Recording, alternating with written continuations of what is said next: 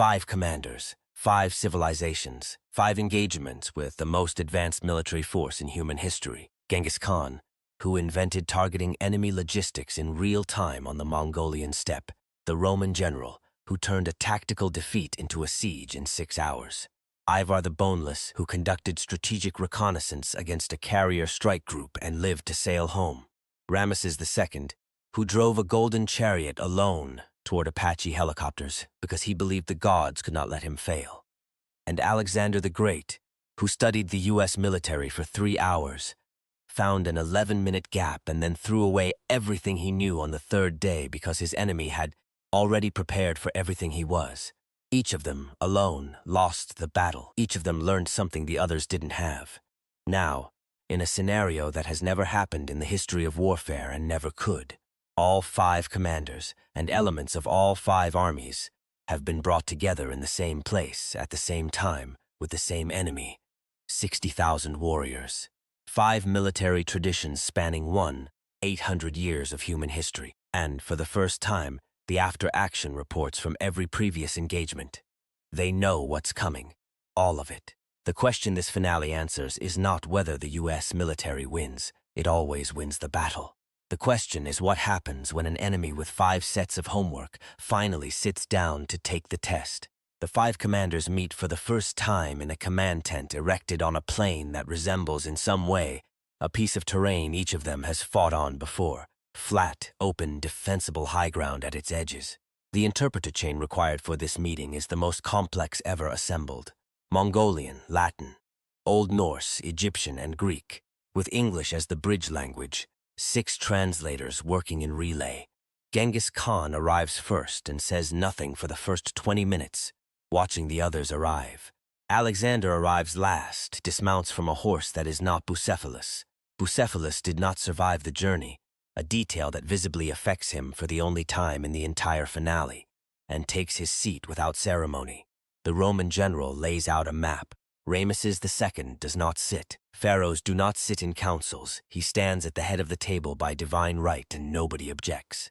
Ivar the Boneless brings his axe and sets it on the table, blade down, the Norse gesture of a warrior who has come to talk rather than fight. Genghis Khan finally speaks. He says, "Through the interpreter chain, each of us fought them once. Each of us lost." He looks around the table. He says, "But none of us lost the same way twice. That is the only advantage we have ever had against any enemy. We learn faster than they expect." He places 5 scrolls, tablets, and reports on the table.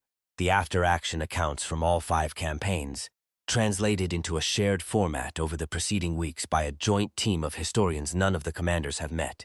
He says, "Today, we read each other's homework. The council session lasts 14 hours. What emerges from it, reconstructed from the interpreter logs, which become the most historically significant document ever produced by this series, is not a battle plan. It is a pattern."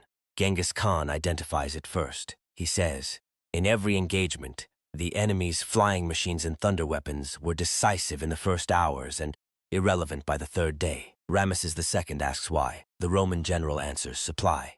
Every weapon they have requires something to keep it working. Fuel, ammunition, food, water, and none of it can be replenished here." Alexander adds, "And every one of us independently found that the enemy's information advantage, their ability to see everything, everywhere, instantly, is total in the first engagement and degrades the longer the engagement continues, because the things that give them that advantage are also finite."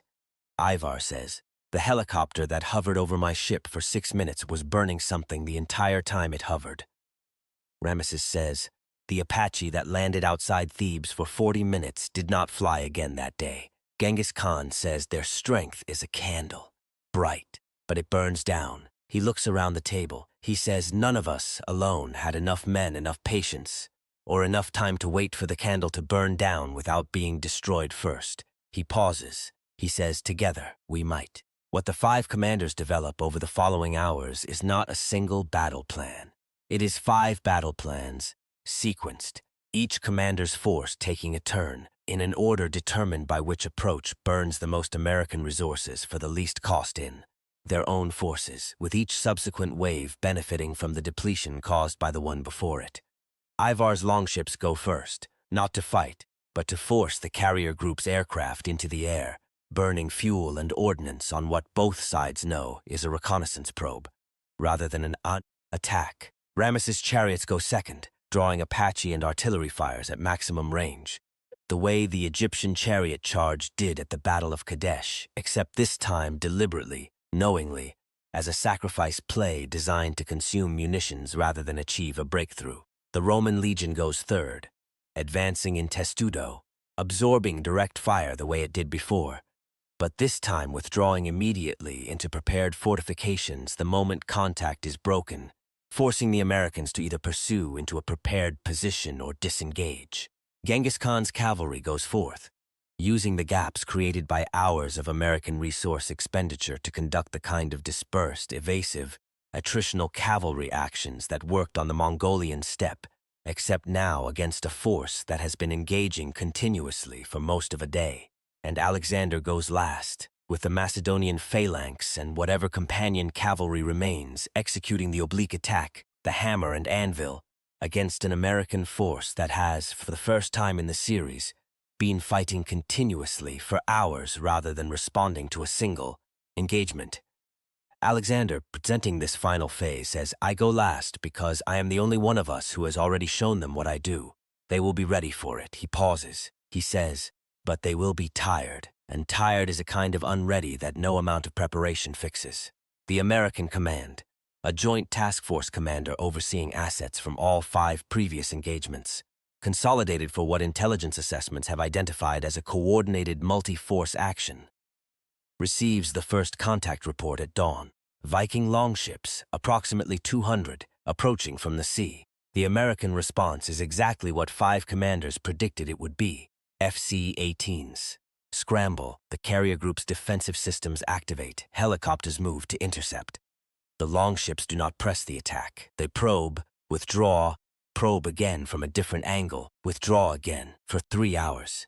The American air wing remains at heightened readiness for the entire 3 hours, burning fuel at combat tempo, expending flares and countermeasures against approach vectors that turn out to be feints. By the time the longships withdraw entirely at the end of Hour 3, the carrier air wing has expended 18% of its ready ordnance, and the helicopters, supporting the ground forces inland, have collectively burned 4 hours of flight time, responding to a threat that never materialized as an attack. The Joint Task Force commander, reviewing the morning's reports, says to his staff, "That wasn't an attack." His intelligence officer says, "No, sir." The commander says, "Then what was it?" His intelligence officer is quiet for a moment. Then he says, "Sir, I think it was the first move of something larger." The Egyptian chariot charge comes from the opposite direction. 500 chariots advancing across open desert terrain toward the American ground position. The same formation that broke at 5 kilometers under Paladin fire in the previous engagement. This time it does not break at 5 kilometers. It does not break at 4.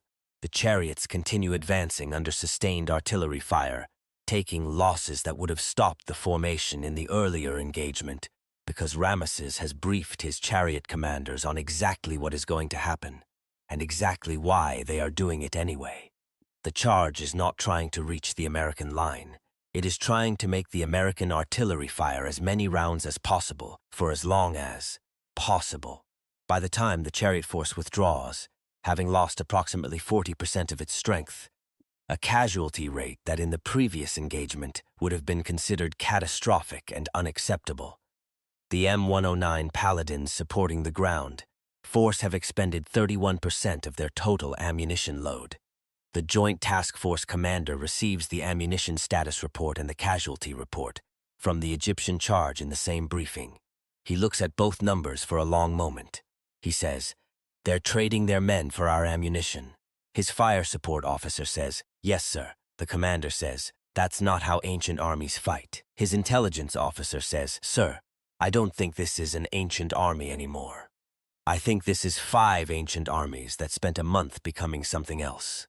The Roman legion's testudo advance happens at midday. 5,500 legionaries in the same formation that absorbed Viper fire and walked 200 meters under, sustained 20mm cannon fire in the previous engagement. This time, the testudo advances 600 meters before withdrawing, not because it is broken, but because it has reached the range at which the American mortars and direct fire weapons are most effective, absorbed 2 hours of fire at that range, and then withdraws in the same disciplined fighting retreat the Roman general executed before. The difference is that this time the withdrawal is not into open ground. It is into a fortified position the Legion's engineers have been building for the previous 8 hours out of sight, behind a ridgeline, a circumvallation-style defensive complex that the American drones tasked with monitoring 3 other simultaneous threat axes did not have coverage to observe being constructed.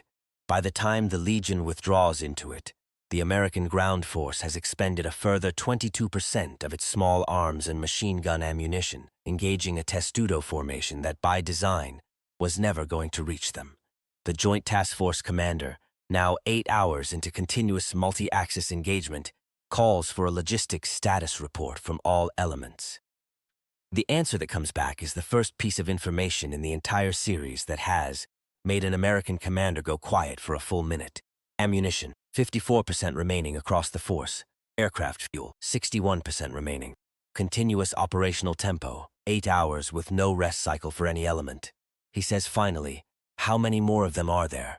His intelligence officer says, "Sir, based on the pattern, 2 more. Genghis Khan's cavalry does not charge. It does the opposite of everything the previous 4 waves did. 8,000 Mongol horsemen, dispersed across 15 kilometers of front in groups of 50 to 100, conduct continuous harassing contact against every American position simultaneously, never concentrating, never presenting a target large enough to justify an artillery mission, never closing to a range where they can be meaningfully engaged, but never fully disengaging either.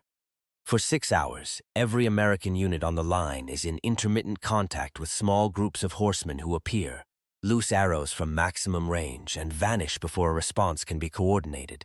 It is, in modern terms, the most effective suppression of a numerically superior force by a numerically inferior one in the history of warfare, because it isn't trying to win an engagement. It is trying to prevent the Americans from resting, from consolidating, from doing anything except reacting. By hour 20 of continuous operations, combining Ivar's wave, Ramesses' wave, the Roman wave, and 6 hours of Mongol harassment, the Joint Task Force has been in some form of active engagement for 20 consecutive hours. No element of the force has had more than 90 minutes of uninterrupted rest. Ammunition across the force has dropped to 38%. Aircraft fuel reserves are at 41%, with 2 helicopters grounded for scheduled maintenance that could not be performed during continuous operations. The Joint Task Force commander has not slept in 22 hours, neither has anyone under his command. Alexander attacks at the moment he calculated 5 days earlier when the council first discussed the plan. Not at dawn, not at a moment of tactical advantage in any conventional sense, but at the precise point in the operational tempo where the American force has been continuously engaged for 22 hours, has expended over 60% of its consumable resources, and, critically, has not had a single moment in 22 hours where its attention was not divided across at least 2 active threat axes: the Macedonian phalanx and the remaining companion cavalry, reinforced by the survivors of all 4 previous waves, who have rejoined the main force exactly as planned, execute the oblique attack, the same formation, the same hammer and anvil, the exact tactic the Joint Task Force commander has studied, war-gamed, and successfully countered once already. He recognizes it within 90 seconds. He gives the order to counter it exactly as the doctrine prescribes. And for the first time in the entire 2-day engagement, the response is 4 minutes late. Not because anyone made a mistake, because every system, every aircraft, every gun, every soldier is operating at the edge of what 22 hours of continuous engagement allows, and 4 minutes is what exhaustion costs when it finally arrives. In those 4 minutes, the combined cavalry, companion, Thessalian, and Mongol riders integrated into a single force for the first time in history, reach the American line, not breaking it, not destroying it, reaching it. For the first time in 6 engagements across this entire series, an ancient force makes physical contact with an American position in a coordinated, sustained way, rather than a brief penetration measured in minutes. What happens in the minutes after contact is the moment this entire series has been building toward, and it is not what either side expected. The Mongol, Macedonian, and Thessalian riders who reach the American line do not find chaos. They find paratroopers and Marines and Rangers, exhausted, down to their last magazines, who have been awake for 22 hours and fighting in some form for most of it, doing exactly what they were trained to do, holding position, covering each other, falling back in good order when overwhelmed at one point, and counterattacking the moment a gap opens at another. Alexander, leading the cavalry himself as he always does, breaks through to within 50 meters of the American command position before a combination of small arms, fire and a single Apache, the last one with ordnance remaining, stops the breakthrough. Alexander pulls up. He is close enough to see the Americans clearly for the first time. Not on a screen, not through an interpreter, but close enough to see their faces, exhausted, out of ammunition in some cases, fighting with bayonets and rifle butts. He looks at them for a long moment. Then he does something that the 4 other commanders, watching from their own sectors, all separately describe afterward as the moment the engagement ended, even though the order to disengage had not yet been given. He lowers his lance, not in salute this time, in something closer to recognition. He says to no one in particular, in Greek, "They have nothing left, and they are still standing." He turns his horse. He rides back.